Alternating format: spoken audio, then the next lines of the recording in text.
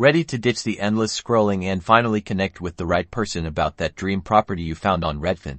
Let's jump right into finding the listing agent's number on Redfin so you can schedule that viewing or get your questions answered pronto. First, head over to redfin.com and search for the property you're interested in. Click on the listing to open its detailed page. Once you're on the properties page, scroll down until you see the agent section. This is where the magic happens.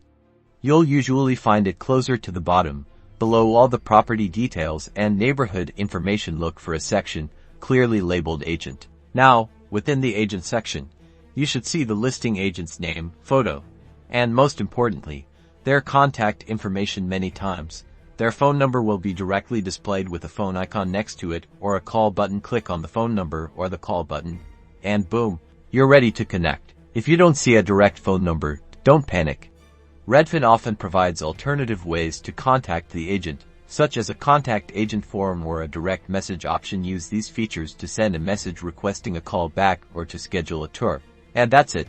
You've successfully located the listing agent's contact information on Redfin. Now you can reach out, ask your burning questions, and take the next step towards your dream home.